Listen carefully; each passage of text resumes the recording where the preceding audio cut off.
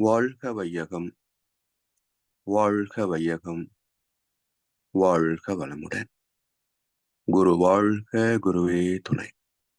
சிந்தனையை, உடல் நலத்தை சீர் அமைத்து உய்வித்த குருவே வாழ்க, வாழ்க வளமுடன், வாழ்க வளமுடன், வாழ்க வையகம்.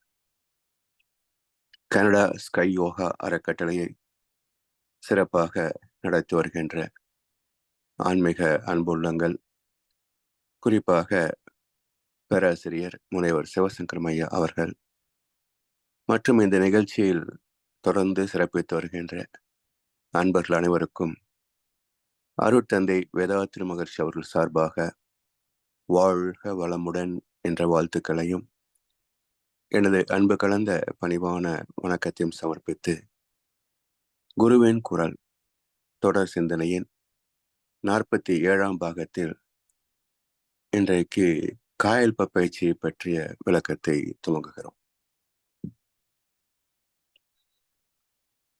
காயகல்பம் இது சித்தர் பெருமக்கள் கண்டுபிடித்த ஒரு அற்புதமான உயிர்கலை. இது சித்தர் காலத்தோடு காணாமல் போனது.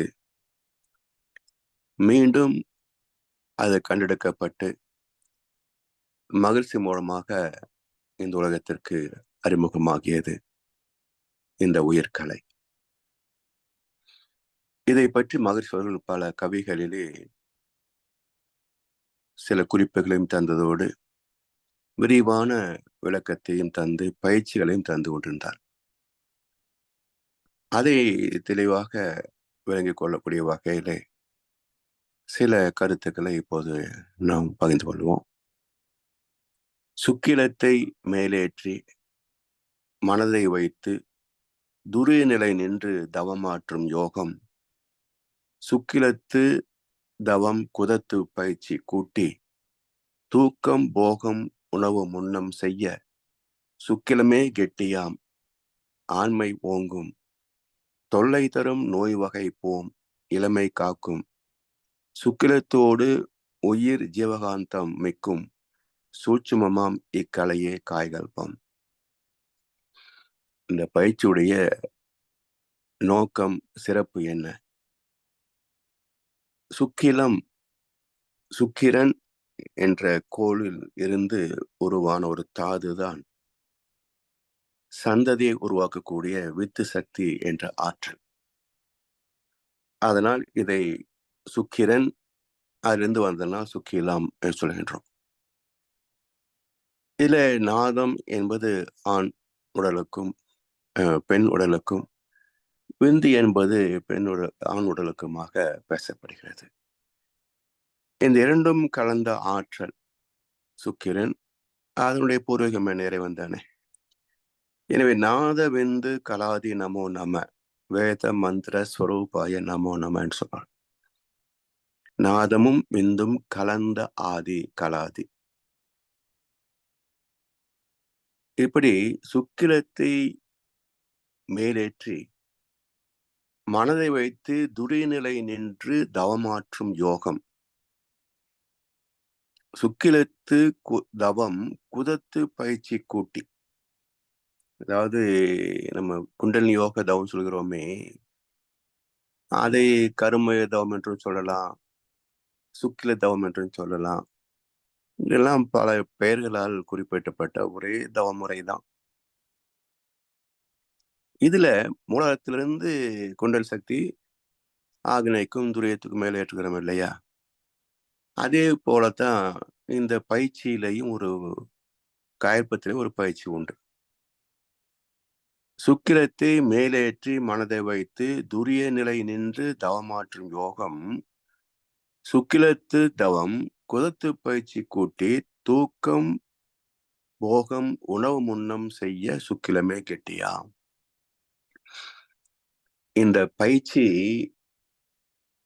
காலையில் 3 அமரும் நிலைகள், மாலையிலே 3 நிலைகள், பிறகு உணவு அல்லது திரவ உணவு எடுக்கின்ற போதெல்லாம் முதல் உணவு தொடங்குவதற்கு முன்பே அந்த உணவை கையில வைத்து செய்யக்கூடிய ஒரு பயிற்சி. பிறகு இரவு தூக்கத்துக்கு முன்பு செய்யக்கூடிய ஒரு பயிற்சி. திருமணம் ஆன தம்பதியர்களுக்கு அ தாம்பத்தியத்தின் போது செய்ய வேண்டிய ஒரு பயிற்சி என்று மகரிஷி அவர்கள் இதை முறைப்படுத்தி தந்திருக்கின்றார்கள். அதைத்தான் தூக்கம், போகம், உணவு முன்னம் செய்ய தூக்கிலுமே கெட்டியாம். அது கெட்டிப்படுகின்ற போது உடல் ஆற்றல் கூடும். அப்ப உடல் ஆற்றல் கூடினால் எல்லா செயல் வகைகளிலேயும் திறமை மேன்மைப்படும். எனவே ஆண்மை ஓங்கும், தொல்லை தரும் நோய் வகை போம். நோய்கள் போகும் போகும்னு பொதுவா பேசிக்கிட்டு இருக்கோம். காயல் பயிற்சி செய்தால் நோய்கள் குணமாகும். பல வகை நோய்கள் கூட குணமாகும்னு சொல்லுகிறோம். எப்படி குணமாகும் என்ற கேள்வி கேட்டா பதில் நம்மிடத்தில் இல்ல. சித்தர் சொல்றாங்க, சாமி சொல்றாங்கன்னு தான் சொல்ல முடியுமே தவிர, எப்படி என்று கேட்டால், அதற்கு விஞ்ஞானத்திலே ஒரு ஆராய்ச்சி குறிப்பு உண்டு. அதாவது கிட்டத்தட்ட ஒரு 30 ஆண்டுகளுக்கு முன்பே இருக்கும் என்று நினைக்கிறேன். அந்த ஆராய்ச்சி கட்டுரை வந்து. அதுல என்ன சொல்றாங்க, அம் நம்முடைய மூளையிலே லோப்ஸ்ன்னு சொல்லக்கூடிய மேல் மூளையிலிருந்து ஒரு ஆற்றல் வெளிப்பட்டு கொண்டிருக்கும். அதுல வந்து மிக நுண்ணிய மைக்ரோ பாக்டீரியாஸ் உருவாகிறது. அதனுடைய தன்மை என்ன அப்படின்னா, ferric oxide aerosol particles of ferric oxide என்ற ஒரு நிலையில அந்த நுண்ணிய மைக்ரோ பாக்டீரியா உருவாகுது. இதை நம்முடைய வித்து சக்தியில ஆர்என்ஏ, டிஎன்ஏ சொல்றாங்களே, அதுல செலுத்துகின்ற போது நோய்வாய்ப்பட்ட அல்லது பாதிக்கப்பட்ட அந்த இந்த ஏடி, சிடி, ஜிடின்றலாம் மஸ்குலோ பேட் மாரி இருக்கும். இந்த டிஎன்ஏ ஸ்ட்ரக்சர்ல. அதுல வந்து அந்த இணைப்பு துண்டிக்கப்பட்டிருந்தால், அது நோய் வருவதற்கான காரணிகள் அப்படின்னு சொல்றாங்க சயின்ஸ்ல. அதை மீண்டும் இணைக்கக்கூடிய ஆற்றல் இதுல இருக்கு என்பதை மருத்துவம் விஞ்ஞானம் கண்டுபிடித்திருக்கிறது. இப்ப இதுதான் ஓஜஸ் மூச்சு போடுகின்ற போது கீழே இருக்கின்ற ஆற்றல் மேல உச்சிக்கு போகுது. அப்ப உச்சிக்கு போகிற போது லோப்ஸ் மூளை தடுகின்ற போது இந்த மைக்ரோ பாக்டீரியா உடனே உருவாகும். அதை அப்படியே நிறுத்துனீங்கன்னா அது லேசான பார்ட்டிகள் தானே, அது தலைக்கு மேல வீணா போயிடும். அதனால்தான் மகரிஷி சொல்வார்கள், ஓஜஸ் மூச்சு போடுற போது மேலே வந்த மூச்சை நிறுத்தக்கூடாது. உடனே ஷவர் பாத் போல உடல் முழுவதும் பரவிட்டு விட வேண்டும் என்று சொல்வார்கள். இதுதான் எப்படி நோய் குணமாகிறது என்பதை விஞ்ஞானம் நிரூபித்திருக்கிறது. இதை சொல்லும்போது நம்ம சொல்லக்கூடிய கருத்துக்கு ஒரு ஆணித்தரமான ஒரு இடம் கிடைக்கும் என்பதுதான் என்னுடைய தொல்லை தரும் நோய் வகை போம் இளமை காக்கும். இளமைக்கும் முதுமைக்கும் அடிப்படை பேதம் என்னென்றால் ஜீவானந்தத்தினுடைய இருப்பு தான். இப்போ 40 வயது வரைக்கும் செரிமான சக்தி அதிகமாக இருக்கும். அப்போ உணவிலிருந்து ஜீவானந்த சக்தி அதிகமாக ஈர்க்கப்படும். 40 வயதுக்கு பிறகு செரிமான சக்தி குறையும். அப்போ நமக்கு வரக்கூடிய ஜீவானந்தத்தினுடைய வரவும் குறைவாகும். ஆனா செலவு தடுக்க முடியாது. 80 வயதுக்கு பிறகு இது முற்றிலும் இன்னும் குறைந்து போய் ஒரு நாள் நின்றும் போகும். ஆனால் சில உயிர் இயக்கத்திற்கான, வாழ்க்கைக்கான ஒரு நிரந்தர செலவுன்னு சொல்லக்கூடியதெல்லாம் இருக்கு. பின்னாடி பார்ப்போம். அது இருந்து கொண்டே தான் இருக்கும். அப்ப என்ன ஆகுது? இருப்பு குறைந்து கொண்டே வந்து ஒரு நாள் முடியும்போது வாழ்க்கையும் முடிகிறது. இதுதான் ஜீவானத்தினுடைய கணக்கு. இதுதான் ஆயுள் கணக்கு. அப்போ ஜீவான் சக்தி திணிவிருந்தால் இளமை, தன்னம்பிக்கை, தோல் சுருக்கம் இருக்காது, தன்னம்பிக்கை இருக்கும். எதையும் சாதிக்க முடியும் என்ற ஒரு ஊக்கம் இருக்கும். இதெல்லாம் ஜீவானத்தினுடைய தாக்கம். ஜீவாந்தம் குறைகின்ற போதுதான் தேவையற்ற பயம் இருக்கும். தோல் தளர்ந்து போவது, நரை, திரை இதெல்லாமே ஜீவாந்தத்துடைய குறைபாடு தான். அதனால் ஜீவாந்தம் எந்த அளவுக்கு இருக்கிறதோ, அந்த அளவுக்கு நமக்கு செயல் திறமையும், இளமையும் காக்கப்படும். சரி, சுக்கிலத்தோடு உயிர் ஜீவகாந்தம் மிக்கும், சூட்சுமமாம் இக்கலையே காயல்பம். அப்ப அந்த வித்து சக்தியோடு உயிர் சக்தியும் கூடும், ஜீவன் சக்தியும் அதிகமாகும். இந்த ரகசியத்தை நமக்கு கற்றுத்தருவதுதான் காயல்ப பயிற்சி என்று 8 வரிகளிலே காயல்பத்தை பற்றிய ஒரு அறிமுகத்தை தந்திருக்கின்றார் மகர்ஷி அவர்கள். வேதாத்திரி மகர்ஷி அவர்கள் சொன்னது போல, உடல் என்ற தோற்றமே ஒரு அலைக்காலம் தான் என்கிறார் டாக்டர் ப்ரூஸ் ஹெரால்ட் லிப்டன் என்ற ஒரு உயிரியல் விஞ்ஞானி. உடலின் மையமும் திணிவு பெற்ற காந்த அலைக்களமே தவிர, அங்கு வித்து அல்லது விந்து என்று சொல்லக்கூடிய திரவ பொருள் ஏதும் இல்லை என்பது மருத்துவத்துறை குறிப்பிடுகின்ற உண்மை. பொதுவாக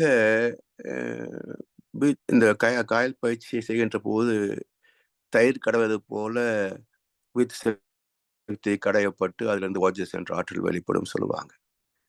அது தயிர் மாதிரி உடம்புக்குள்ள எந்த இடமும் இல்லை, பையும் இல்லை, அதுக்குள்ள திரவம் இல்லை, அதை கடையவும் முடியாது. இது மருத்துவம் வெளிப்படுத்துகின்ற உண்மை. அதை எப்படி மருத்துவமும் இப்ப நாம சொல்லக்கூடிய விளக்கம் ஒத்து போகுமா? ஒத்து போகாது. அப்ப அறிவியல் படித்தவர்கள் இதை ஏற்றுக்கொள்ள மாட்டாங்க. உடம்புக்குள்ள வித்து பை இருக்குது, அது ஆசிரமத்துல பண்ணினா அது சுருங்கி வருகிற போது கடையப்படும், அந்த ஓஜஸ் சத்தை எடுத்து மேல கொண்டு வரும் அப்படி சொன்னா அறிவியல் ஏற்றுக்கொள்ளாது. அப்ப அறிவியல் ஒத்துக்கொள்ள வேண்டும் என்று சொன்னால் அறிவியல் பூர்வமான விளக்கம் தான் தரணும். அப்போ மகர்ஷி என்ன சொல்றாங்க என்பதில் ஒரு நுட்பம் இருக்கு. ஒரு முறை ஒரு 20 பேராசிரியர்கள் நாங்க காலையில வகுப்பு துவங்குவதற்கு முன்பு மகர்ஷியுடைய அறைக்கு போனோம். அப்போ மகர்ஷி அவர்கள் காயல்பத்தை பற்றி ஒரு 1/2 மணி நேரம் பேசினாங்க. முக்கியமான விஷயத்தெல்லாம் 1/2 மணி நேரம் பேசினாங்க. அப்போ அவர் சொல்றாங்க, வித்து சக்தி கெட்டிப்படும். அப்படியே ஓஜஸ் போடுகின்ற போது ஃபவுண்டன் மாதிரி அப்படியே ஆற்றல், ஜீவ ஆற்றல் பொங்கி மேல வந்து உடல் முழுவதும் பரவும் அப்படின்னு சொல்றாரு. சரி, முடிந்து எல்லாம் கீழே வருகின்ற போது ஒரு பேராசர் கேட்கிறாரு, அது எப்படி வித்து சக்தி வந்து மூலாதாரத்துல இருந்து ஃபவுண்டன் மாதிரி மேல போய் அப்படியே பீச்சி அடிக்கும்னு சொல்றாரு, அது எப்படி சாத்தியமா அப்படின்னு கேட்கிறார். யாருமே பதில் சொல்லல. எனக்கும் அப்ப அந்த பதில் தெரியாது. ஆனாலும் ஒரு சிந்தனை தான். சாமி சொல்றது சரியாத்தான் இருக்கும். இவர் சொல்கின்றபடி திரவம் மேல ஏத்துறதுக்கு நம்ம உடம்புக்குள்ள பம்ப் செட் எதுவும் கிடையாது. அப்படியே மூச்சு மடியாக இழுக்க முடியுமானாலும் திரவத்தை இழுக்கிற அளவுக்கு மூச்சுக்கு ஆற்றல் பத்தாது. என்றால் என்ன கருத்து இருக்கும் என்ற ஒரு சிந்தனை அப்படியே இருந்தது. சில நாட்களுக்கு பிறகு ஏதோ ஒரு கருத்து படிக்கிற போது ஒரு உண்மை வெளிப்பட்டது. இப்ப வித்து என்பது என்ன? மகிழ்ச்சி சொல்றாங்க வித்து சக்தின்றாங்க. நாம வெளிப்படுகின்ற திரவத்தை தான் பார்த்திருக்கிறோம். உடம்புக்குள்ள அது எப்படி இருக்குன்னு நமக்கு தெரியாது. எனவே மகிழ்ச்சி சொல்வதை அப்படியே அனுமானமாக ஏற்றுக்கொண்டு நாமளும் வித்து சக்தி என்று பேசுகிறோம். ஆனா உண்மையிலேயே வித்து என்ற சொல்லுக்கு பொருள் என்ன என்ற ஒரு சிந்தனை வந்த போது, இப்ப பொதுவாக நம்ம விதைகள் சொல்கிறோம் இல்லையா? விவசாயத்துல விதைக்கிறோம். விதை என்பது வினைச்சொல், வெர்ப். பெயர்ச்சொல் எது? பொதுவா விதைகள் என்று பேசுறோம். ஆனா விதை என்றால் அது விதைத்தல் என்ற சொல்லுக்கு ஒரு ஒரு வினைச்சொல் தான் அது, விதை என்பது. அப்ப எதை விதைப்பது என்றால் வித்து என்பது அடுத்த பதிலாக வரும்.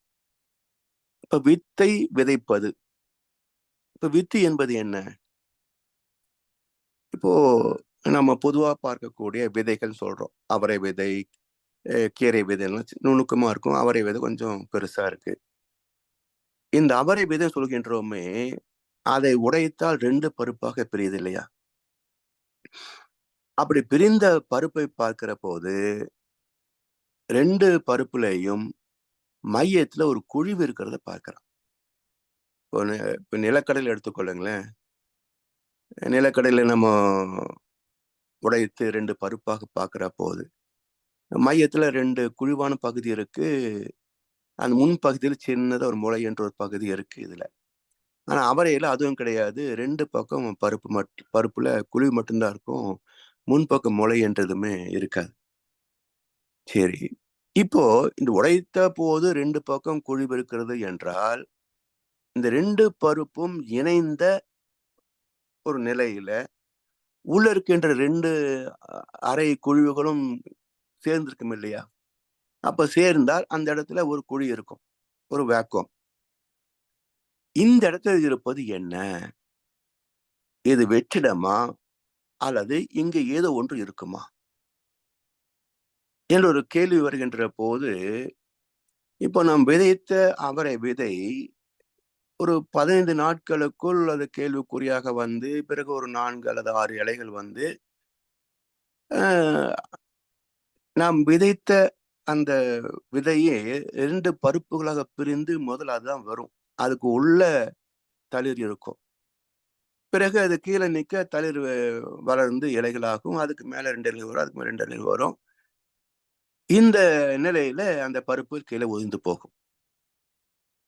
இப்போ கேள்வி என்ன என்றால், நாம் விதைத்தது 2 பருப்புகளாக பிரிந்து மேலே வந்து உதிர்ந்தும் போனது.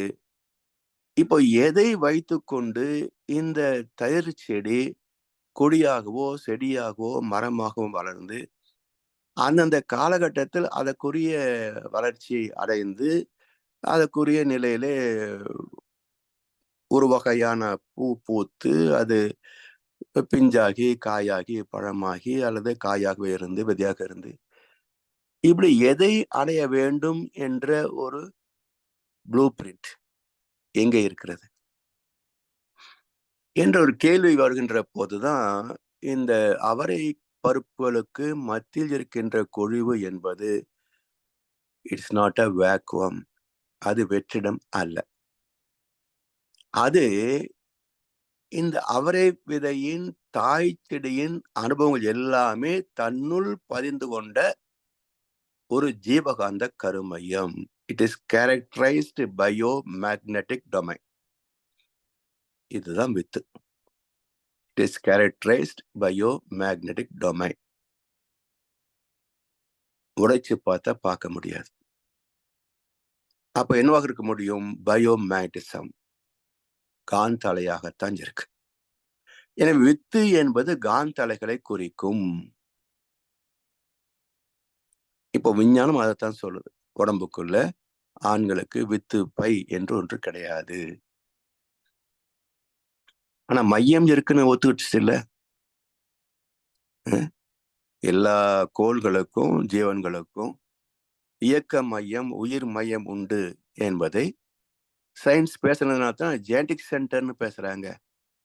ஸோ ஜெனடிக் சென்டர்னால மையம், ஜெனடிக் சென்டர்னா மரபு. அப்போ ஒரு சந்ததி தொடர்ந்து வரக்கூடிய மரபியல் அது ஒரு உடலின் மையத்தில் இருக்கிறது என்பதை அறிவியல் ஏற்றுக்கொண்டிருக்கிறது. அந்த இடத்துல என்ன இருக்கு என்கின்ற போது it is only characterised bio magnetic domain. வாழ்க்கை அனுபவங்கள் எல்லாம் பதிந்து கொண்ட ஒரு ஜீவாந்த கருமையம். ஸோ ஜெனடிக் சென்டர் அப்படின்றதுல பல ஜீவனுடைய அனுபவங்கள் சேர சேர அதுவே தான் சோல் என்று பேசப்படுகிறது. அப்போ ஜெனடிக் சென்டர் என்பது பொதுவாக ஜீவாந்த கருமையம் என்றும், ஆத்மா என்பது அந்த ஜீவாந்த கருமையத்திலே உள்ள அனுபவங்கள் என்றும் பிரித்து புரிந்து கொள்ள வேண்டும். அப்போ genetic centre plus experiences equal to soul. அப்ப காந்த கருமையத்தில் ஏற்படக்கூடிய சில தரமாற்றங்களே மனிதனிடத்துல அது ஆர்என்ஏ, டிஎன்ஏ என்றெல்லாம் விஞ்ஞானம் பேசுகிறது. அப்போ வித்து என்ற சொல்லுக்கு திரவம் என்று பொருள் அல்ல. அது ஜீவாந்த கருமையம் என்ற அர்த்தம். சரி, இப்போ பருவம் அடைந்த ஆண்களுக்கு அந்த திரம் வெளிப்படுகிறதே, அது எப்படி என்கின்ற போது மருத்துவம் என்ன சொல்கிறது? அந்த விதை பை என்று சொல்கிறோமே, டெஸ்டிஸ். அந்த டெஸ்டிஸ்ல இருந்து உணர்வு ஊக்கப்படுத்தப்படுகின்ற போது அங்கிருந்து ஒரு திரவம் உருவாகிறது. Instant conversion. எப்படி இப்ப நம்மை சுற்றி காற்று மண்டலம் இருக்குங்க. அதுல ஹைட்ரோஜன் இருக்கு, ஆக்சிஜன் இருக்கு. 2ம் கலந்த கலவை தான் நாம் சுவாசிக்கின்ற காற்று, நம்ம சூழ்ந்திருக்கின்ற காற்று மண்டலம். இப்ப 2 இருக்கு, அப்புறம் தண்ணி ஆக வேண்டியது தானே, ஏன் ஆகல? சரி, இப்போ ஒரு பாத்திரத்துல ஒரு ஐஸ் கட்டிய போடுறோம். இப்ப என்ன ஆகுங்க உடனே?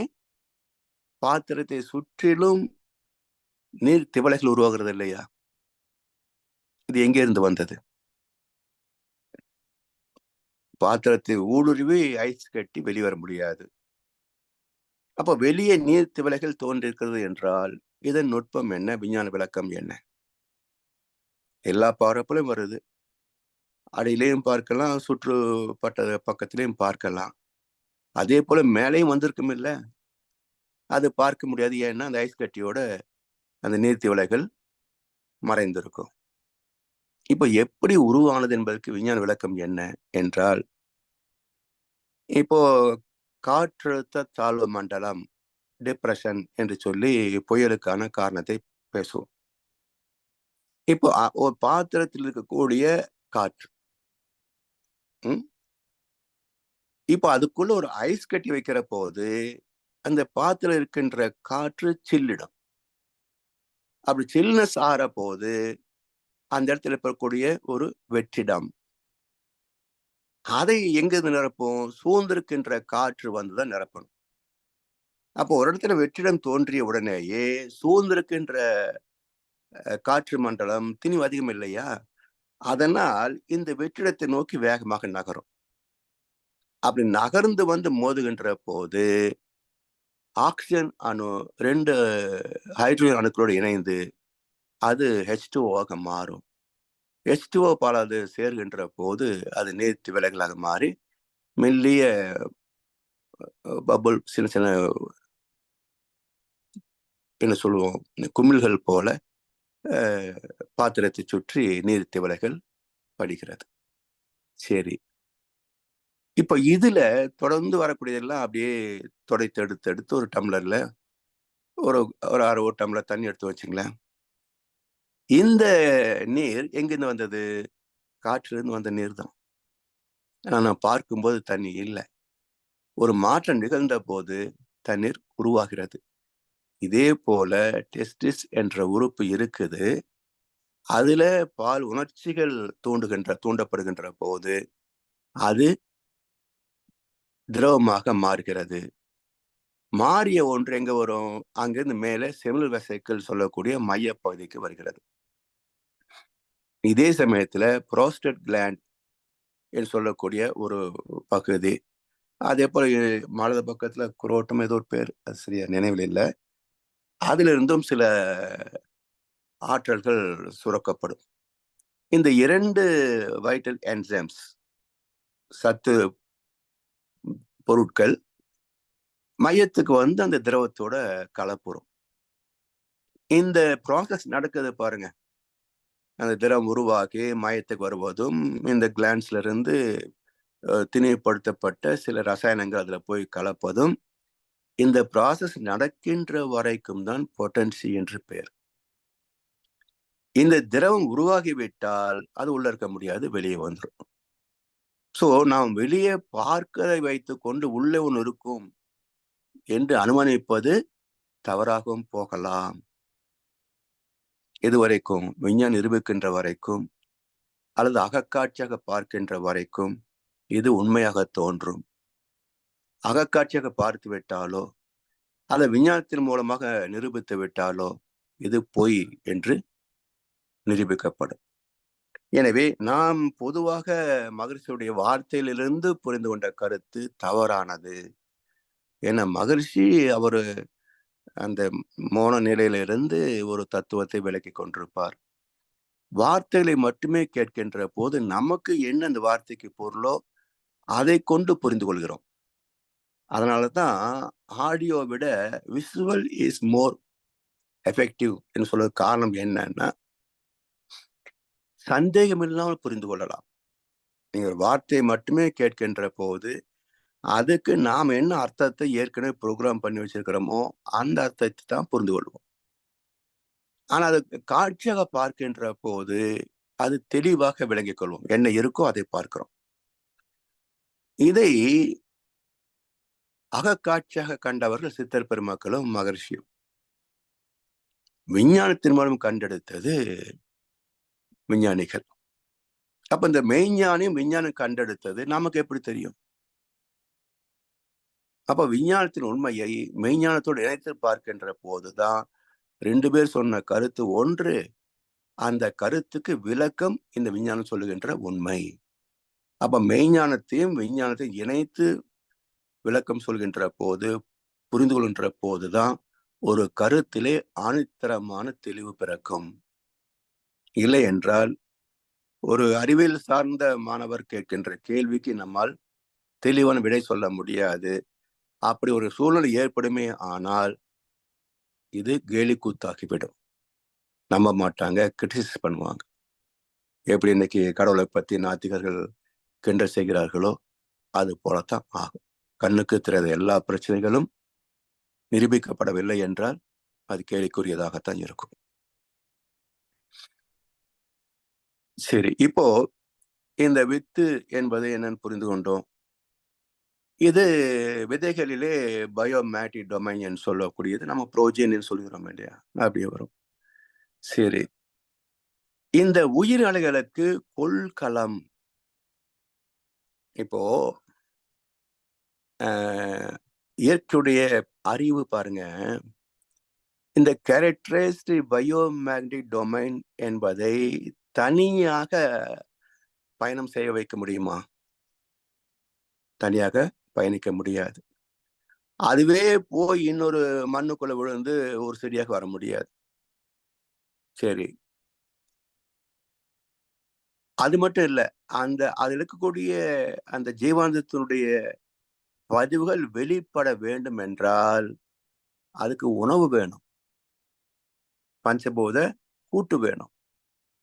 எப்படி தானே எடுத்துக்க முடியும்? அதுவும் சாத்தியம் இல்லை. அதனால் இந்த 2 தேவைகளையும் நீதிகளையும் ஒன்றிணைத்து இறைவனின் பேரறிவு உருவாக்கிய ஒன்றுதான் இந்த மையத்தில் காந்த களத்தை வைத்து அது என்ன சொல்வது, முளைத்து வெளியே வரணும் இல்லையா? அப்போ அந்த ஊக்கம் ஏற்படுத்துவதற்காக மண்ணிலே வைத்து ஒரு வெப்பத்தை தருகிறோம். மண்ணுக்குள் இருக்கக்கூடிய ஒரு வெப்ப சக்தி. அந்த வெப்ப சக்தி இந்த பருப்பை ஊடுருவி மையத்தில் இருக்கின்ற காந்தத்தை தூண்டுகின்ற போதுதான் அது முளைத்தலுக்கு வரும். இப்போ சயின்ஸ் என்ன சொல்லுது, ஒரு மைக்ரோ பாக்டீரியா உருவாக வேண்டும் என்றாலும் அதற்கு லேசான நீர்த்தன்மையும் லேசான வெப்பமும் இருக்க வேண்டும். இது அடிப்படை கோட்பாடு. ஒரு வைரஸோ மைக்ரோ பாக்டீரியாவோ உருவாக வேண்டும் என்றால் இந்த 2ம் இருந்தால்தான் உருவாகும். இப்போ இந்த அவரை விதைக்கு மையத்திலே காந்தம் இருக்குது. அப்ப அது துளிர்த்து வெளிப்பட வேண்டும் என்றால் அதுக்கு நீர்த்தன்மையும் வேண்டும், வெப்பத்தன்மையும் வேணும். இப்ப பூமிக்குள்ள இருந்து மையத்துல இருக்கக்கூடிய அபரிமிதமான நெருப்பு, அதாவது அட்டாமிக் ஃபிஷன் சொல்லக்கூடிய பருப்பொருட்களாக சேருகின்ற அளவுக்கும் அதிகமாக அணுக்கள் கூடி அது சேர முடியாத நிர்பந்தம் ஏற்படுகின்ற போது அணுக்கள் தானே சிதைவதுதான் அட்டாமிக் ஃபிஷன். அது பூமியின் மையத்தில் ஏற்படக்கூடிய ஒரு பௌதிக நிகழ்வு. அந்த ஃபிஷன் ஏற்படுகின்ற போது எப்படி அணுக்கள் வெடித்தால், அணுகுண்டு வெடிச்சா ஓசையும் வெப்பமும் வருவது இல்லையா? அது போல இங்க அணுக்கள் சிதைகின்ற போது ஓசை வராது, வெப்பம் ஏற்படும். அந்த வெப்பமே அங்க வந்து நெருப்பு குழம்பாக அது சூழ்ந்திருக்கின்ற மண்ணு, உலோகங்கள் எல்லாத்தையும் உருக்கி ஒரு பூமியின் மைய பகுதியில் ஒரு நெருப்பு குழம்பாக இருக்கும். அதுதான் எரிமலைகளாக வெளியே வரும். சரி. மற்ற இடங்கள் எல்லாம் சமயத்துல எல்லாம் என்ன பண்ணும்? அபரிமிதமான அந்த வெப்பம் பூமியின் மேல் பரப்பை நோக்கி அப்படியே பரவிக்கொண்டே வரும். அப்போ பூமியின் மேல இருக்கின்ற வெப்பத்தை காட்டிலும் ஒரு 4 அடி குழி வெட்டினால் அங்க இருக்கக்கூடிய வெப்பம் அதிகமாக இருக்கும் இல்லையா? இல்லையா? அப்போ ஒரு தென்னை கொப்பரை அது ஸ்ப்ரூட் அவுட், அது மலர்ச்சி பெற்று தென்னங்கன்றாக வர வேண்டும் என்று சொன்னால், அந்த கொப்பரையில் இருக்கின்ற வித்து சக்தியின் திணிவு லேசான வெப்பத்துல வெளிப்படுத்த முடியாது. அப்போ ஒரு 4 அடி ஆழத்துல தான் அதை வச்சாகணும். அதே போல ஒரு கீரை விதையை வந்து நீங்க ஒரு அடிக்கு கீழே வச்சீங்கன்னா, அது அப்படியே வெம்பி போகுமே தவிர, அது முளைத்து கீரையாகாது. அப்போ ஒவ்வொரு விதைக்கும் எவ்வளவு வெப்பம் தேவை? Technical heat. அந்த வெப்பத்துக்கு தகுந்த இடத்திலே விதை வைத்தால் தான் அது மலர்ச்சி பெறுமே தவிர, நம்முடைய அறியாமையின் காரணமாக மேல வச்சாலும் வராது, ரொம்ப ஆழத்துல வச்சாலும் வராது. அதுபோல இந்த அவரை விதையை ஒரு 1/2 அடி ஆழத்துல, ஒரு 1/4 அடி ஆழத்துல வச்சு அதுல தண்ணி ஊற்றுகிறோம். இப்போ வெப்பமும் இருக்குது. நாம் ஊற்றிய நீர் தன்மை விதையை சூழ்ந்து ஊடுருவி உள்ள மையத்துக்கு போகிற போது, அந்த காந்த சக்திக்கு நீர்த்தன்மை வந்துருது. அப்போ வெப்பமும் நீர்த்தன்மையும் மையத்தை தொடுகின்ற போது, அங்க இருக்கின்ற காந்த ஆற்றல் முளைத்து வர ஆரம்பிக்கிறது. அப்படி வந்த நிலைதான் ஒரு கேள்விக்குறியாக அந்த பருப்பே இந்த அவரை விதையே 2 பருப்புகளாக வெளிப்பட, அதுக்கு உள்ளே தளிர்கள் வெளிப்படும். இப்போ ஒரு 6 இலைகள் வருகின்ற வரைக்கும் இந்த பருப்பு இருக்கும். பிறகு உதிர்ந்து போகுது. இப்ப இந்த பருப்புல என்ன இருந்தது என்றால், இந்த காந்த அலைகள் அ தளிராக மாறுவதற்கான உணவு அதில இருந்தது. Readymade food packet. இப்ப இந்த பருப்பு உதிர்ந்து போச்சு பாருங்க. இதை எடுத்து நீங்க ரசாயனத்தில சோதனை சாலையில சோதித்து பார்த்தோம் என்றால், இந்த செடியா மாறிச்சு பாருங்க. அதுல என்னென்ன ரசாயனங்கள் இருந்ததோ, அது இதுல இருக்காது. விதைக்காத ஒரு அவரை பருப்பையும், விதைத்து வெளியே வந்த அவரை பருப்பை 2யும் சோதிச்சு பார்த்தீர்கள் என்றால், இந்த தளிராக மாறிய ரசாயனங்கள் இங்க விதைத்து வந்த பருப்புல இருக்காது. அந்த ரசாயனங்கள் விதைக்காத பருப்புல இருக்கும்.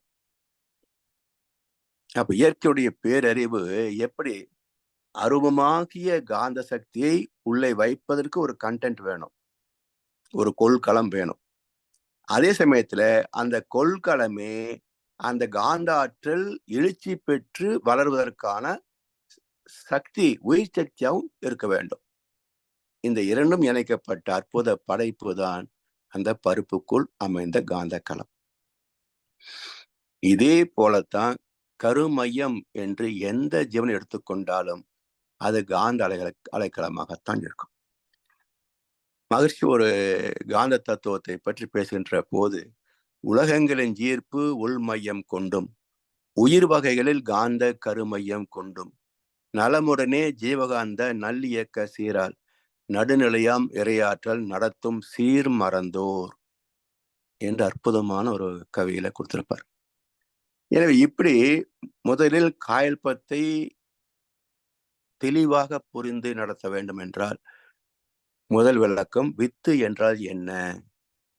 ஆண் உடலிலிருந்து வித்து சக்தி எப்படி பெண் உடலுக்கு பயணிக்கிறது என்ற விஞ்ஞானபூர்வமான உண்மையை புரிந்து கொண்டு பயிற்சி நடத்தினால்தான் இப்போது இருக்கக்கூடிய விஞ்ஞான அறிவு இனி எதிர்காலத்தில் வரக்கூடிய இன்னும் தெளிவான விஞ்ஞான அறிவுக்கு இது ஏற்புடையதாக ஏற்றுக்கொள்ளக்கூடியதாக இருக்குமே தவிர, நாம புரிந்து கொண்ட வகையிலேயே இப்படித்தான் பேசணும்னு சொன்னா அது கேலி கூத்தாக மாறிவிடும்.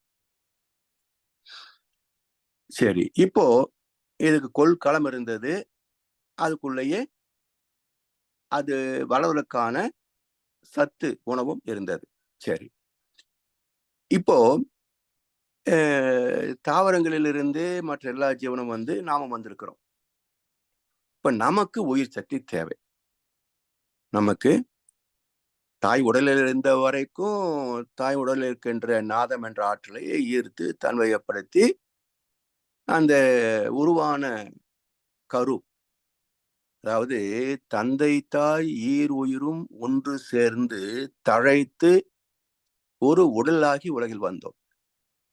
அந்த ஒன்று சேர்கின்ற போது உருவான ஜீவாத்மா, தந்தை தாய் ஈர் உயிரும் ஒன்று சேர்கின்ற போது அது கருவாகிறது. இது கருவாவதற்கும் எக்ஸ்ட்ரா ஒரு ஃபோர்ஸ் வேணும். ஏன்னா சயின்ஸுக்கும் பிலாசபிக்கும் இந்த இடத்துல சின்ன முரண்பாடு. சயின்ஸ் என்ன சொல்லுது? ஆண் பெண் சேர்ந்தால் கருவாகும். பிலாசபி என்ன சொல்லுது? அது மட்டும் இல்ல, அவருடைய ஆண் பெண் உயிர் அணுக்களுக்குள் இருக்கின்ற பதிவுகள் வெளிப்பட்டால்தான் கருவாகும். இந்த பதிவுகளை வெளிப்படுத்தக்கூடிய ஆற்றல் யாருக்கு இருக்குது? அதுதான் நட்சத்திரங்கள். இப்ப ஜோதிட சாஸ்திரத்தை என்ன சொல்லுவாங்க? இன்னின்ன நட்சத்திரத்தில் பிறந்தவர்கள் இப்படித்தான் இருப்பாங்க என்று பேசுவாங்க. சரி, நானும் இந்த நட்சத்திரம், அவரும் இந்த நட்சத்திரம். அவரு எல்லோரும் போற்றக்கூடியவராக இருக்கிறார். எனக்கு அந்த வாய்ப்பு இல்லை. ரெண்டும் ஒரே நட்சத்திரம் தானே அப்படின்னு கேட்கிற போது, இப்போ என்ன சொல்லுவார் தெரியுங்களா ஜோதிடரு? அது பேசிக்கலா 2 பேரும் ஒண்ணுதாங்க. ஆனா இந்த வித்தியாசம் வருது பாருங்க, இதுக்கு கர்மா காரணங்க அப்படிம்பாரு.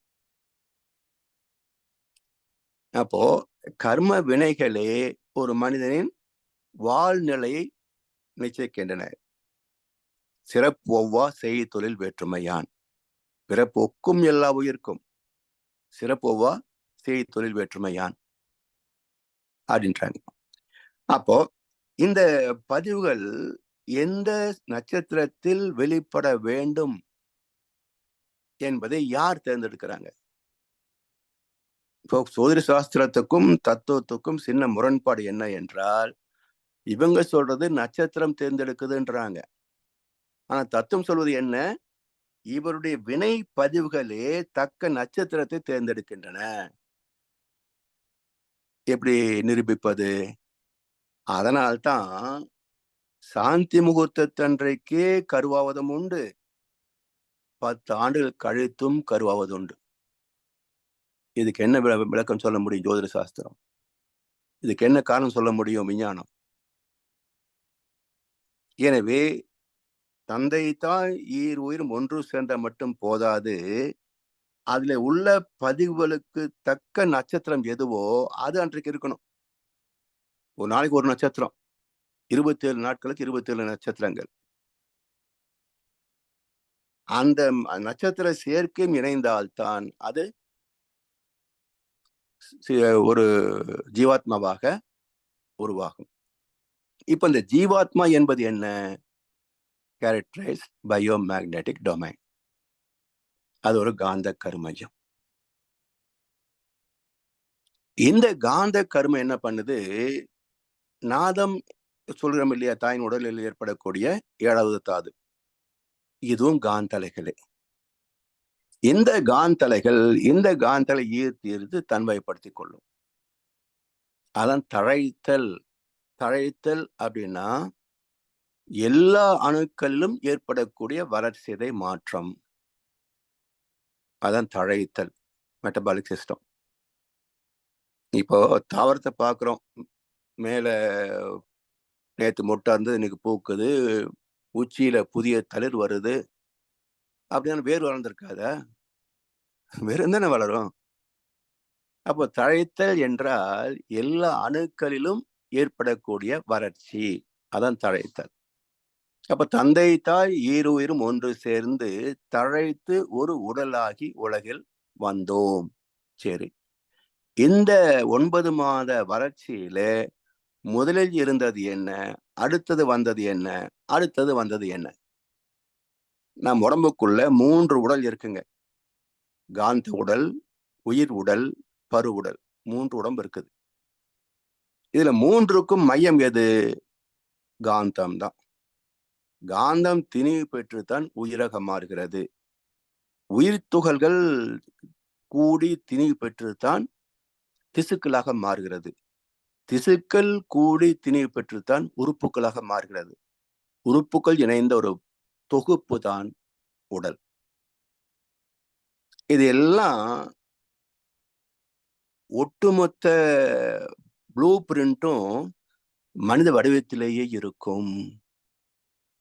கருவாகின்ற போது எவ்வளவு நுண்மையாக இருந்தாலும் இந்த பேட்டர்ன் பிரிசிஷன் ரெகுலாரிட்டி சொல்கிறது விஞ்ஞானம். அது போல தாயின் கருப்பையில் உருவாகின்ற அந்த கருமையம் சொல்கின்றோமே, அந்த காந்த காலத்திற்குள் மனித வடிவமே சுருங்கி இருக்கும். எவ்வளவு சுருங்கி இருக்கும்? ஒரு புள்ளிக்குள் சுருங்கி இருக்கும். அவ்வளவு நுட்பமான வளர்ச்சி, சூட்சுமமாய் குறுகி நின்று தொடங்கியது தன் வளர்ச்சி என்பார் மகர்ஷி அவர்கள். இப்படி வளர்ந்து 9 மாசத்துல அது குழந்தையாக 3 கிலோ 3.5 கிலோல பிரசவமாகிறது. சரி, இப்போ இந்த பிரசவமாகின்ற வரைக்கும் தாயின் உடம்பிலிருந்து நாதம் என்ற காந்தாற்றை ஈர்த்து தன்மையப்படுத்தி உயிராக்கி உயிர்த்துள் கூடி திசுக்களாகி திசுக்கள் கூடி உறுப்புகளாகி உடலாக வளர்ந்து பிரசவிச்சாச்சு. இதுவரைக்கும் தாய் உடம்புல இருந்து எடுத்துக்கொண்டு தானே வளர்ந்தது. பிரசவம் ஆன பிறகு தாய்ப்பால் குடித்து வளர்கிறது. சரியா? இப்போ தாய்ப்பாலே கடைசி வரைக்கும் சாத்தியமா? அப்போ ஒரு கட்டத்தில் என்ன ஆகுறது? தாய்ப்பால் முடிந்து இதுக்கு பிற உணவுகள் அறிமுகமாகிறது. இப்போ வளர்ச்சிக்கான உயிர் சக்தி எங்கிருந்து வருகிறது? எங்கிருந்து வருதுங்க? உயிர் சக்தி தனியா எங்க இருந்தாவது நம்ம பாக்கெட்ல வாங்க முடியுமா? So energy can neither be created nor destroyed. இதுதான் fundamental principle. Energy can neither be created nor destroyed, but it can be transferred. சக்தி என்பதை ஆக்க முடியாது, அழிக்க முடியாது. இடம் மாறும், இடம் மாற்றலாம். ஒரே விதிதான். இப்ப எப்படி நடந்திருக்கு பாருங்களேன். பஞ்சபூதங்கள் இணைந்து ஒரு நுண் உயிராகுதுங்க. நுண் உயிர் வளர்ந்து அமீபாவாகுது. அமீபா வளர்ந்து தாவரமாக மாறுகிறது. தாவரத்திலிருந்து புழு உண்டாகுது, வண்டு உண்டாகுது. அதுல இருந்து 2 புதிய புதிய ஜீவன்கள் தாவரங்களே கிராஸ் பிரீடிங் டெக்னாலஜி வந்துடும். அந்த அயல் மருந்த சேர்க்கை டெக்னாலஜி தான் மனிதன் வரைக்கும் ஒரு குடும்பத்தில் பிறக்கின்ற ஆண் இன்னொரு குடும்பத்தில் பிறக்கின்ற பெண் 2 சேர்ந்தாதான் குழந்தை பிறக்கும். ஒரே குடும்பத்தில் சேர்ந்த ஆண் பெண் சேர்ந்தா அது மலடாகுமே தவிர கருவாகாது. அயல் மகந்த சேர்க்கை என்பதுதான் மனிதனுக்குள்ளும் விதி. சரி, இப்படி எல்லாமே இடம் மாறி பயணித்ததுன்னு வந்திருக்கிறது.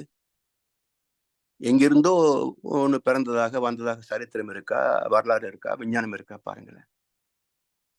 But it can be transferred. ஜீவகாந்தம் என்பதும் உயிர் என்பதும் இடம் மாறக்கூடியது. ஒன்றிலிருந்து இன்னொன்றுக்கு இடம் மாறும். அதே பிரின்சிபல் தான். தந்தையின் உடலுக்குள் உடலூரில் வாழ்ந்திருந்தேன், உறவூரில் மிதந்து வந்தேன், கருவூரில் குடி புகுந்தேன், மண்ணூரில் விழுந்து விட்டேன். அவ்வளவுதான். 4 வரியில ஒரு குழந்தைய பிரசவம் பண்ணிட்டாரு கவிஞர் கண்ணதாசன். சரி, இப்போ பிரசவம் ஆன பிறகு தாய்ப்பால் குடிச்சோம். அங்கிருந்து என்ன வருதுங்க? உயிர் சக்தி வருது இல்லையா? அப்ப உணவில் இருந்து உயிர் சக்தி பெறுகிறோம். சரி, இந்த உயிர் சக்தி என்பது என்ன? இப்ப தாய்ப்பால் அது திரவமாக இருக்கிறது எல்லாருக்கும் தெரியும். அந்த திரவ முழுவதும் உயிர் சக்தியா? இப்ப தாய்ப்பாலை போல உயர்ந்த உணவே கிடையாது அப்படின்னு சொல்றாங்க. சரி. அப்படின்னா அந்த தாய்ப்பால் முழுவதும் உடல் ஏற்றுக்கொண்டிருக்க வேண்டுமே. அந்த குழந்தைக்கு கழிவாக மலம் வரக்கூடாது இல்லையா? எப்படி வருது? அப்போ இருக்கின்ற உணவு வகைகளிலேயே உச்சக்கட்டமான தாய்ப்பால் என்றாலும், அந்த உயிர் அணுக்களின் வகைகளை சுமந்து வருவது ஒரு திரவம் என்ற பொருள். இல்லையா? திரவத்துக்குள்ள தான் உயிர் சக்தி இருக்குது. அந்த திரவத்திலே இந்த மனித குழந்தை உடலுக்கு தேவையில்லாத சில கழிவுகளும் சேர்ந்திருக்கின்றன. அதனால் தாய்ப்பாலை அருந்தி ரசம், ரத்தம், சதை, கொழுப்பு, எலும்பு, மஜ்ஜை, சுக்கிரம் என்ற 7 தாதுக்களாக பிரித்து, அதில உள்ள கழிவை மலமாக நீக்குகிறது ஒரு குழந்தையின் உடல். அப்ப தாய்ப்பாலிலேயும் கழிவு உண்டு. செரிக்க முடியாதது, உடலுக்கு தேவையில்லாதது என்று அணுக்கள் உண்டு. ஸோ, பாசிட்டிவ் மட்டுமே சாத்தியமில்ல. பாசிட்டிவ் திங்கிங் என்றாங்களே, அது முட்டாள்தனமான இயற்கையை, உலகத்தை புரிந்து கொள்ளாத ஒரு முட்டாள்களின் பேச்சு தான் மோட்டிவேஷன் ஸ்பீச் என்றது. யாரையும் மோட்டிவேட் பண்ணி பெரிய ஞானியாக்கிற முடியாது. யாருக்கு அந்த தூண்டுதல் தேவையோ அவர்கள் தான் தூண்டப்படுவார்கள். கேட்கிற எல்லாரும் பெரிய ஆள் ஆயிட முடியுமா என்ன? அது புரியாம தான் எல்லாரும் போய் உட்கார்ந்துக்கிறது. மோட்டிவேஷன் கிளாஸ் போனா நான் பெரிய ஆள் ஆயிரலாம் அப்படின்னு. அது ஒரு வியாபாரம் ஓடிட்டு இருக்கு உலகத்துல மோட்டிவேஷன் சொல்லிட்டு. உள்ள இருந்தா தான் மோட்டிவேட் பண்ண முடியும். உள்ளே இருந்தாலும் என்ன பண்ணுவீங்க? அப்போ இந்த உடலிலே பாசிட்டிவ், நெகட்டிவ் 2ம் இருக்கிறது. அது பிரிக்க முடியாது. அப்போ தாய்ப்பால் சத்து அதிகமா இருக்கிறதுனால பாசிட்டிவ் அதிகமா இருக்குது. நெகட்டிவ் குறைவா இருக்குது. பீஸா, பர்கர் சாப்பிட்டீங்கன்னா இந்தியாவுல, ஃபாரின்ல இல்ல. ஏன்னா அங்க பீஸா, பர்கர் எப்படி இருக்குன்னு எனக்கு தெரியும். இந்தியாவுல எப்படி இருக்கணும்னு தெரியும். ஸோ இங்க பீஸா, பர்கர் சாப்பிட்டீங்கன்னா நெகட்டிவ் நிறைய இருக்கும். பாசிட்டிவ் கம்மியா இருக்கும். இனிப்பு கடையிலும், பேக்கரி கடையிலயும் போய் கண்டத தின்னீங்கன்னா 90% நெகட்டிவ் இருக்கும். ஒரு 5-10% தான் பாசிட்டிவ் இருக்கும். அதனால தான் இந்த அதிகமாக வெளியே போய் இனிப்பகங்களிலேயும், அடுமனைகளிலேயும் சாப்பிடக்கூடிய மக்கள் நல்லா சொன்னா கேட்க மாட்டாங்க. தர்மத்தை சொன்னா கேட்க மாட்டாங்க. யாரெல்லாம் நாக்கு ருசியா திங்குறாங்களோ அவங்க கிட்ட அறம் செல்லுபடி ஆகாது. அதனாலதான் வள்ளுவர் சொன்னார், செவியின் சுவையுணரா வாய் உணர்வின் மாக்கள். திங்கிறது ஆர்வமா இருக்கானுங்களே, இவங்க சொன்ன கேட்க மாட்டாங்க. இப்படிப்பட்ட ஜென்மங்கள் இருந்தா என்ன, செத்தா என்னன்னார் வள்ளுவர். செவியின் சுவை உணரா வாய் உணர்வின் மாக்கள் அவையினும் வாழினும் என். எனவே அடிப்படையில உணவே நமக்கு பாசிட்டிவ் அதிகமா இருக்கணும்னு சொன்னா காய்கறிகள், பழங்கள், அதுல அப்படியே சீரியல் வரும். அதை நம்ம அடுத்து பார்க்க போறோம். காயல்பத்துல உணவை பற்றி பேச போறோம் இல்லையா? அப்ப பார்க்கலாம். சரி, இப்போ உயிர் பத்தி தான் பேசுறோம். அப்ப உயிர் தனித்து பயணிக்க முடியாது ஒன்று. அது உருவாக்கவோ அழிக்கவோ முடியாது 2. இடம் மாறும் அல்லது இடம் மாற்றலாம் 3. இதுதான் விதி. இந்த உயிர் சக்தி எங்கே இருந்து தானாக வருகிறது, எங்கே இருந்து எடுத்து நாம் இடம் மாற்றுகிறோம்? 2 வகை. உயிர் தானாக வருவது, இன்னொன்று நாம் இடம் மாற்றுவது. இப்ப நம்ம உடம்புக்குள்ள எங்கெல்லாம் இருந்து உயிர் தானாக வருகிறது, எப்படி நாம் உயிரை இடம் மாற்றம் செய்து கொள்கிறோம் அப்படின்னா, இப்ப கிராவிடேஷனல் ஃபோர்ஸ் என்று சொல்கிறோமே, புவியீர்ப்பு சக்தி. இது புவி ஈர்ப்பு மட்டுமல்ல. இப்ப ஈர்ப்பு விசை என்பதையே விஞ்ஞானம் மாற்றி விட்டது. ஈர்ப்பு விசை இல்லையாம். சரௌண்டிங் பிரஷர் ஃபோர்ஸ் என்று தத்துவத்திற்கு திரும்பிவிட்டது விஞ்ஞானம். நியூட்டன் கண்டுபிடிச்சதுதான் கிராவிடேஷனல் ஃபோர்ஸ் விதி. அந்த விதி இன்றைக்கு தவறு என்று திருத்தப்பட்டு விட்டது. என்ன சொல்றாங்க? ஈர்ப்பு விசை கிடையாது, சூழ்ந்தழுத்தும் விசையே. இது எங்க இருந்து வருதுங்க? இந்த பிரபஞ்சத்தையே சூழ்ந்து அழித்துக் கொண்டிருப்பது சுத்தவெளி. அழுத்தம் எனும் உந்து ஆற்றல் ஒன்றை கொண்டே. அந்த சுத்தவெளி எல்லாவற்றையும் சூழ்ந்து அழுத்திக் கொண்டிருப்பதனால் ஒவ்வொரு அணுவும் சூழ்ந்து அழுத்தப்படும். அதே போல இந்த சன் ஃபேமிலி, சூரிய குடும்பம், இதிலிருந்து வரக்கூடிய ஆற்றல் பிளஸ் நட்சத்திரங்கள், கோள்கள், பிரபஞ்சாற்றல் முழுவதும் எடுத்துக்கொள்ளுங்களேன், அங்கிருந்து ஒரு அலை இந்த பூமியை நோக்கி உள்ளே வந்து கொண்டிருக்கிறது. இது சயின்ஸ் ப்ரூவ் பண்ணிருக்கு. It is assumed that such subtler energy passes through every individual also என்று ஸ்டேட்மெண்ட் முடியுதுங்க. அதாவது எம்பரிக்கல் ப்ரூஃப் என்று நிறுவனத்தை மட்டுமே மையமாக வைத்துக் கொண்டிருந்த விஞ்ஞானம் அசம்ஷன் என்ற கான்செப்டுக்கு வந்திருக்குது. அந்த ஆர்டிகல் என்ன சொல்றாங்க? The most sophisticated instruments available for space research are not sufficient to understand even minimal functioning secrets of the universe. என்ன சொல்றாங்க? இன்றைக்கு உள்ள அதிநவீன ஆராய்ச்சி கருவிகள் எல்லாமே இந்த பிரபஞ்சத்தின் அடிப்படை ரகசியத்தை புரிந்து கொள்வதற்கு கூட போதுமானவை அல்ல. அப்படி சொல்லிட்டு அந்த கட்டுரை முடிக்கிற போது இட் இஸ் அஸ்யூம்டு, அது அனுமானிக்கப்படுகிறது. என்ன? இந்த நுட்பமான சப்ளர் energy passes through every individual also. அப்ப மேலிருந்து அழுத்தப்படுகின்ற போது இந்த பூமி, காற்று மண்டலம், ஜீவராசிகள், தாவரங்கள் எல்லாமே தாண்டி மையம் வரைக்கும் போய் அங்கே நின்று இருக்க முடியுமா? அங்கிருந்து திரும்பி மேலே வருகிறது. அப்ப நமக்குள் போய்கொண்டும் வந்து கொண்டும் இருக்கின்ற ஒரு நுண்ணிய ஆற்றல்,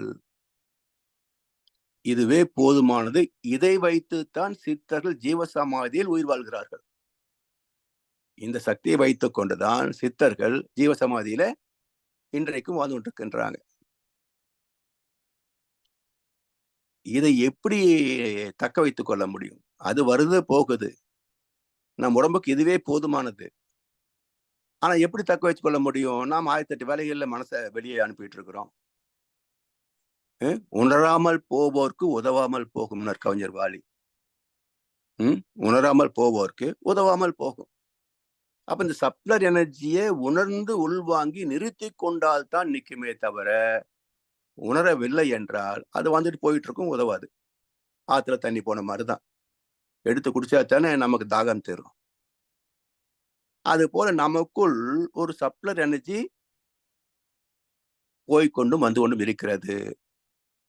அது முதல் ஆற்றல். இரண்டாவது, கோள்களின் அலைவீச்சு. இப்ப நவ கோள்கள், நட்சத்திரங்கள், பிரபஞ்சம். You cannot pluck a rose without disturbing a distant star. இதுவும் சயின்ஸ் சொல்லக்கூடிய உண்மை. அப்போ நம்ம எந்த ஒரு காரியத்தை செய்தாலும் அது பிரபஞ்சத்திலே கூட பிரதிபலிக்கும். இது சயின்ஸ் மட்டும் சொல்லலைங்க. சயின்ஸுக்கு முன்னாடியே சொன்னது மகாபாரதம். ஏகலின் கதாபாத்திரத்துல ஏற்கனவே சொல்லிப்பேன்னு நினைக்கிறேன். அரண்மனை வளாகத்தில் பாண்டவர்களுக்கும் கௌரவர்களுக்கும் கற்றுக் கொடுக்கப்பட்ட தனுர்வேதம் காட்டில் இருந்த ஏகலவன் கற்றுக்கொண்டான். என்ன சீக்கிரட்டுங்க? எண்ணம் எழும் இடம் ஓர் புள்ளி ஆகும், இயங்கி முடிக்கும் களமோ அகண்டாகாரம் என்று விஞ்ஞானத்தோடு இணைத்து தத்துவத்தை வெளிப்படுத்தினார் மகர்ஷி அவர்கள். மகாபாரதத்தையும் விஞ்ஞானத்தையும் இணைத்து மகர்ஷி சொன்ன கருத்து, எண்ணம் எழும் இடம் ஓர் புள்ளி ஆகும், இயங்கி முடிக்கும் களமோ அகண்டாகாரம் பிரபஞ்சம். எனவே கோள்களின் அலைவீச்சு, காஸ்மிக் ரேடியேஷன். மூன்றாவது, நாம் சுவாசிக்கின்ற காற்று. இது மிக முக்கியமான உயிர்ச்சக்தி. இப்போ காற்று நாம இழுக்கிறோமா, தானா வருதா? மூச்சு பச்சு சேர போது வேகமா இழுத்துக்கிறோம். தூங்கும் போது தானா வந்து போகுது இல்லை. ஸோ இந்த மூன்றுமே உயிர் சக்தி தானாக வந்து நம்முள் இடம் பெறுகிறது. சரி, இப்ப இடம் மாற்றக்கூடிய உயிர் சக்தி எதுன்னு பாத்தீங்கன்னா உணவின் மூலமாக இடம் மாற்றுகிறோம்.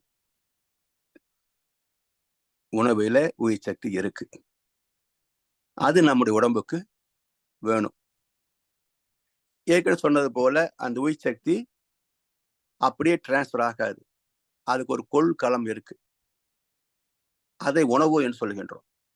அந்த உணவு வகைகளிலே ஒவ்வொரு வகைக்கும் அந்த உணவின் திணிவும் அதிலிருந்து வரக்கூடிய உயிர் சக்தியின் ஆற்றலும் பேதம் இருக்கு. அடுத்து பார்க்க போறோம். அந்த உணவிலிருந்து வரக்கூடிய ஆற்றல் உயிர் சக்தியை நாம் இடம் மாற்றுகிறோம். ரசம், ரத்தம், சதை, கொழுப்பு, எலும்பு, மஜ்ஜை என்று பிரித்து சுக்கிலமாக ஆக்கி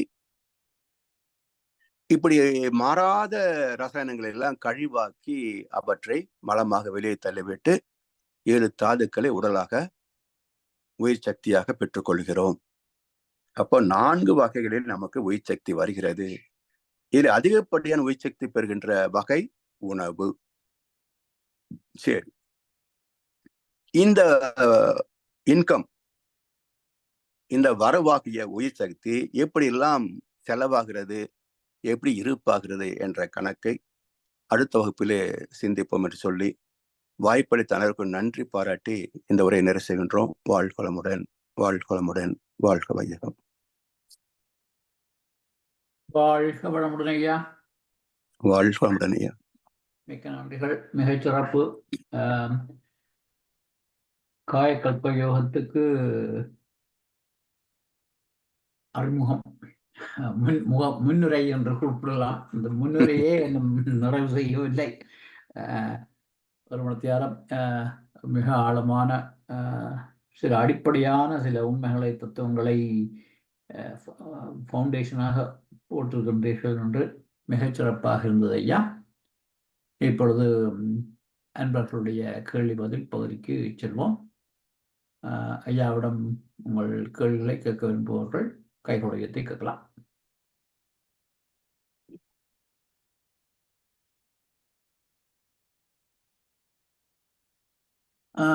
ஐயா, நான் ஆரம்பித்து வைக்கிறேன் ஐயா. சொல்லுங்க ஐயா. இப்ப தந்தை தாய் ஈருயிரும் ஒன்று சேரும் போது அப்ப அந்த தந்தையிலிருந்து வருகின்ற அந்த விந்து, தாயிலிருந்து வருகின்ற முட்டை, அப்ப அந்த இரண்டிலும் நீங்கள் இந்த அவரை விதையிலே குறிப்பிட்டது போல அந்த ரெண்டிலும் அந்த காந்தக்களம் இருக்கின்றது, அப்படித்தானே? அந்த ரெண்டு ரெண்டு காந்தக்களம் சேர்ந்துதான் ஒரு கருவாகும். ரெண்டு காந்தக்களமும் பிளஸ் நட்சத்திரனுடைய அலைவீச்சும் சேர்ந்துதான் கருவாகும். ஓகே. அப்ப நாங்கள் அந்த அந்த பின்னுக்கு அந்த காயக்கற்பத்தில் நாங்கள் பார்க்க போற அந்த விடயங்கள் எல்லாம் அந்த 2 காந்த களங்களுக்குள்ளால்தான் அதனுடைய செயற்பாடுகள், அதனுடைய விளைவுகள் வரும். ஆமா, அதான் 2 பேருடைய அனுபவம் சேர்ந்துதானே குழந்தையுடைய வாழ்க்கையாக மாறுது. உடலமைப்பே 2 பேருடைய உடலமைப்பும் உருவமைப்பும் சேர்ந்துதானே வருது.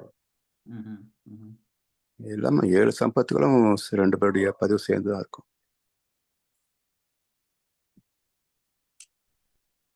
ஓகே ஐயா, நன்றிகள்.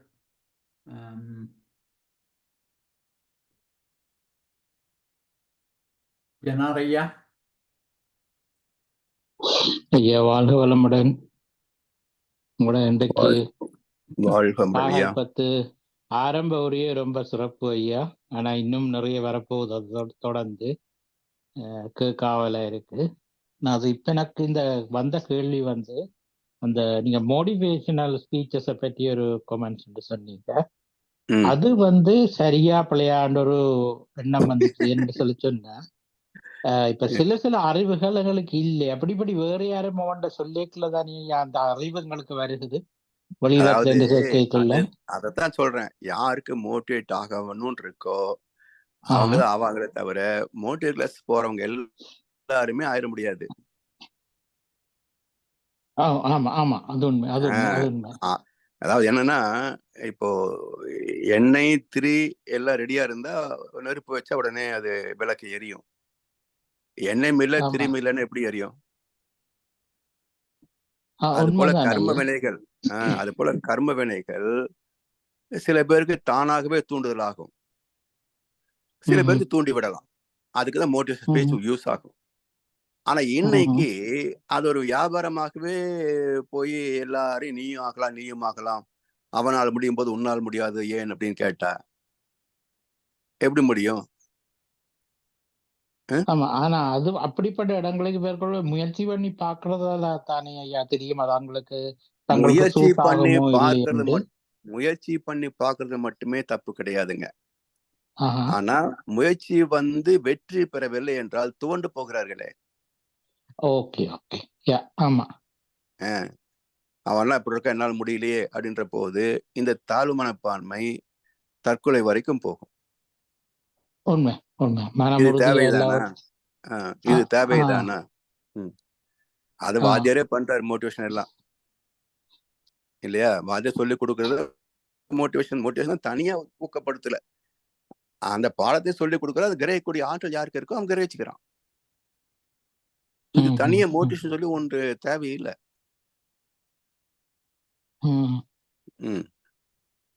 சரி சரி ஐயா, சரி. ஒரு முறைக்கு 2 முறை சொல்லி கொடுத்தா புரிஞ்சுக்கிறான்ற போது டியூஷன் வைக்கிறாங்க. ஆமா, அவ்வளவுதான். அதுவும் புரியாது போய் அம்மா அப்பா கூட இருந்து சொல்லி கொடுக்குறாங்க, அதுவும் புரியல, என்ன பண்ண முடியும்? அவ்வளவுதான் அவருடைய கெப்பாசிட்டி. ஆமா, உண்மைதான் ஐயா. அதை ஏற்றுக்கொள்ளக்கூடிய மனம் இருக்கணும். மோட்டிவேஷன்ன்றது அவனா முடியும் போது உன்னால முடியாது அப்படின்றது ஒரு முட்டாள்தனமான வார்த்தை.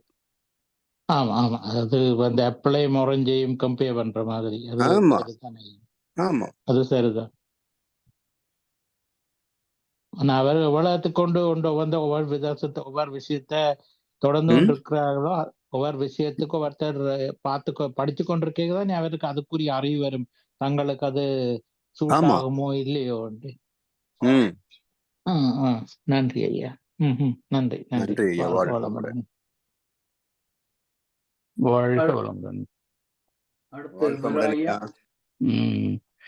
அதான் இந்த வித்து விதை ஒரு வித்தியாசமான விளக்கம். அது விதை என்பது வினைச்சொல், அது பெயர் சொல்லாகவும் பயன்படுகின்றது பழக்கத்துல.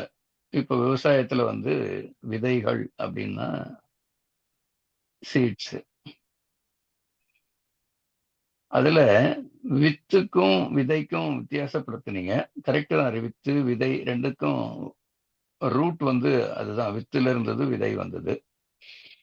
இப்ப நம்ம பழக்கத்துல இப்ப அவரை, துவரை இது எல்லாமே விதைகள் அப்படின்னு சொல்லலாம். நெல் கூட விதைன்னு சொல்றோம். ஆனா இந்த வித்துக்கள்னு வரும்போது எண்ணெய் வித்துக்கள்னு வர்ற ஆயில் சீட்ஸ், அது தமிழ்ல சொல்லும் போது அதுக்கு மட்டும் எண்ணெய் விதைகள்னு சொல்றது இல்லை, எண்ணெய் வித்துக்கள்னு சொல்றோம். கொப்பரை, இப்போ அந்த எள்ளு, கொள்ளு, ஏன்னா விதைக்கிறது இல்லைங்க, அது நசுக்கிறது மட்டும் தானே. அது விதைக்கிறது இல்லை, அதான் எண்ணெய் வித்துக்கள். கரெக்டா தான் வந்திருக்க வார்த்தை. அதுதான் யோசிச்சுட்டு இருந்தேன் நானு. எண்ணெய் சம்பந்தப்பட்டதுக்கெல்லாம் வித்துக்கள்னு சொல்றோம். விவசாயத்துறையிலே பாத்தீங்கன்னா பயன்படுத்துகின்ற வார்த்தை ஆயில், எண்ணெய் வித்துக்கள் துறை. அப்புறம் மற்றது சீட்ஸ் டிபார்ட்மெண்ட், விதைகள் துறை தான், விதைகள் அப்படின்னு தான், விதைகள் மையம், சீட் சென்டர். விற்பனையில கூட அவங்க அப்படிதான் பயன்படுத்துறாங்க. அதனால அதுக்கு ஏதாவது ஒரு இயல்பாகவே அது அமைந்து, எண்ணெய்னா வித்துக்கள், மற்றதெல்லாம் விதைகள்னு வருது. அதுக்காக அதை எப்படி வேறுபடுத்தி சொல்றீங்க? இது நம்ம இன்னைக்கு இன்றைய பேச்சுக்கும் அதுக்கும் ஏதாவது காரிலேஷன் இருக்கான்றது. அதாங்கய்யா, இது விதைக்கணும், அது வித்து விதைக்க வேண்டியதில்லை, அப்படியே நசுக்கினா கூட வரும். அப்ப எனர்ஜி விதைத்தாலும் வரும், அல்லது ஒன்றிலிருந்து ஒன்று மாற்றினாலும் வரும். நம்ம 2 வகை உணவு சொன்ன பாருங்க. ஆற்று நமக்கு இயல்பா ஒன்று இருக்குது, நாம ஒன்றை இடம் மாற்றியும் வைக்கிறோம். இடம் மாற்று என்ற வகை உணவு உண்ணுவது. Cosmic radiation, gravitation force and இது சுவாசம் ஆட்டோமேட்டிக்கா வரக்கூடியது. அது மாதிரி வித்து என்பது அப்படியே உயிர் சக்தியை எடுத்துடுறோம்.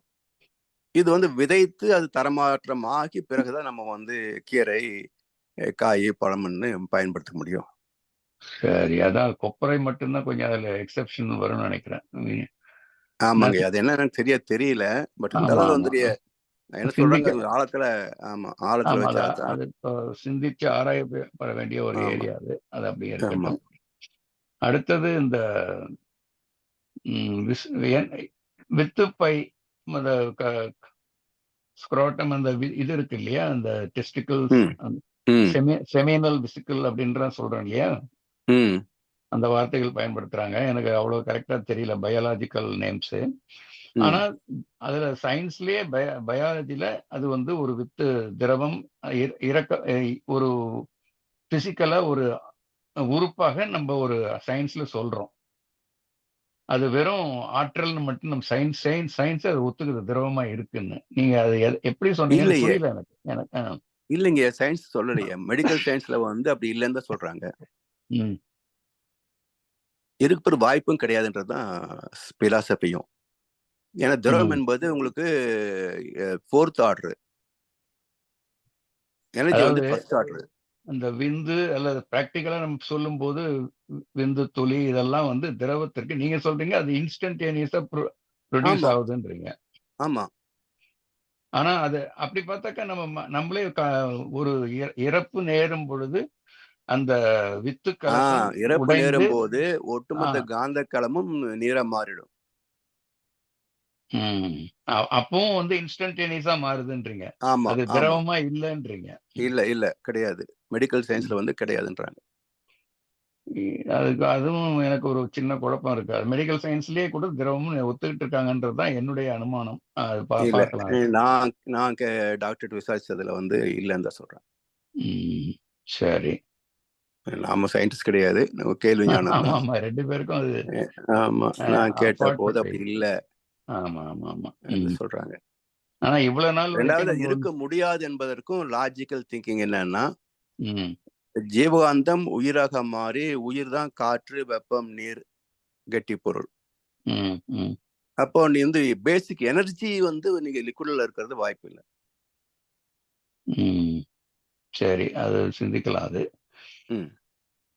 அடுத்தது நீங்க அந்த இது ஒரு நீர் பனிக்கட்டி உதாரணம் சொன்னீங்க இல்லைங்களா? ஆமாங்கய்யா.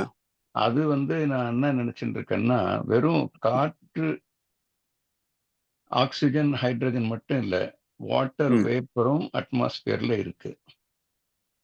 அதுதான் நீங்க H2O சேர்ந்தது வேப்பரா வரும். ஆமாங்க. H2O தான் உங்களுக்கு வந்து the air contains hydrogen, oxygen, nitrogen, all minor gases and water vapor also. Water வேப்பருக்கு பேஸ் வந்து H2O தானங்கய்யா? ஆமாங்கய்யா, அது H2O வந்து வாட்டர் வேப்பரும் H2O தான். But the form is vapor. The water is H2O. ஆமா, அதனால தான் நான் சொல்றேன், பல கோடி H2O சேர்ந்தால் தான் ஒரு துளி நீர் ஆகும்.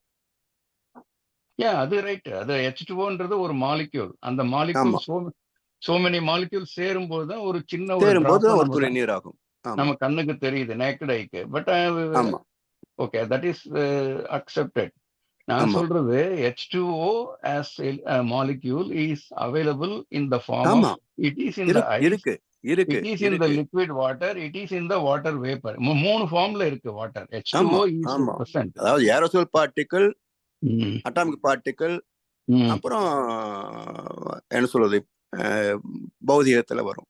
சரி, நான் வந்து உங்களுக்கு ஏரோசோல் இருக்கு இல்லைங்க. ஏரோசோல் வரும்போது இப்போ நான் சொன்ன ஃபெரிக் ஆக்சைடு Fe3O4 வந்து நீங்க அது வந்து பருப்பொருள். அது சரி, மூளையில எப்படி அது வரும்? சோ அது வந்து ஏரோசோல் பார்ட்டிகிள் சொன்னா சேம் குவாலிட்டிஸ் உள்ள ஒரு நுட்பமான என்ன சொல்றது கேரக்டரிஸ்ட் எனர்ஜி. இல்ல இப்ப ஏரோசால்னாக்கா நம்ம அந்த ஒரு இன்ஹேலர் எல்லாம் யூஸ் பண்றோம் இல்லையா? இப்போ எனக்கு ஆஸ்மேட்டிக் அதை விட லேசானதுங்க. இன்ஹேல் பண்றது கூட காற்று தான். இல்ல, அதுக்கு பேரு ஏரோசால் தான். அதுக்கு பேரு சொல்லுவாங்க. சயின்ஸ் சொல்லக்கூடிய ஏரோசால் வந்து இன்னும் இல்ல. நான் எதுக்காக இந்த கேள்வி ஆரம்பிச்சேன்னா, வாட்டர் வேப்பர் வந்து நான் என்ன நினைச்சிட்டு இருக்கேன்னா, குளிர்ச்சி அடையுது இல்லையா? ஒரு ஐஸ் கட்டி போட்ட உடனே அட்மாஸ்பியர் ஃபுல்லா சரௌண்டிங் கூட குளிர்ச்சி ஆயிடுது. அப்போ வாட்டர் வேப்பர் கண்டென்ஸ் ஆகி அங்க வாட்டர் டிராப்ஸ் வருது நான் நினைச்சிட்டு இருந்தேன். இப்ப நீங்க சொல்றது வந்து அதேதாங்க. அந்த கண்டென்ஸ் ஆறதுனால தான் கிளைமேட் உங்களுக்கு வந்து ஹாட் கிளைமேட்ல இருந்து வின்டர் கிளைமேட் வரைக்கும் வருது. ஓகே ஓகே இந்த ஹியூமிடிட்டின்னு சொல்றது வந்து அதுதானே. ஹியூமிடிட்டி அப்போ ஹியூமிடிட்டின்றது ஈரப்பதம் தான். அப்போ they accept water, the atmosphere is, the air is filled with water vapor also. ஆமா, அதனாலதான் பேசிக்கலி பாத்தீங்கன்னா மேக்னெட்டிக் எனர்ஜி, லைஃப் எனர்ஜி, அதுக்கப்புறம் பௌதிகம் வந்தீங்கன்னா சரியா வந்து 3 பார்ட்டிகுலர் 3 லெவல்ல பிரிச்சுக்கிட்டீங்கன்னா கன்ஃபியூஷன் இருக்காது. Okay okay. இதெல்லாம் வந்து சிந்தனையில ஓடுச்சு. மண்டையில ஓடுனதுல உங்களுக்கு சொல்லிட்டேன். நல்ல ஒரு அருமையான துவக்கம், நல்ல விளக்கங்கள், புதிய கருத்துக்கள். வாழ்க வளமுடன் ஐயா. வாழ்க வளமுடன் ஐயா. வாழ்க வளமுடன் ஐயா. ஐயா, நீங்கள் அந்த சிந்தனை உரையை ஆரம்பிக்கும் போது வேதாந்தி மகனுடைய காயகல்ப கவி ஒன்றுடைய ஆரம்பிச்சீங்க. அதுல அந்த குதத்து பயிற்சி என்று வருது ஐயா. அது என்ன குதத்து பயிற்சி? அஸ்ரமுத்திரை. ஓகே ஓகே ஓகே ஐயா. ஆனஸ் மசில் கன்ட்ராக்ஷன் பண்ணி எக்ஸ்பேண்ட் பண்றோம்ல, அதுதான் குதத்து பயிற்சி.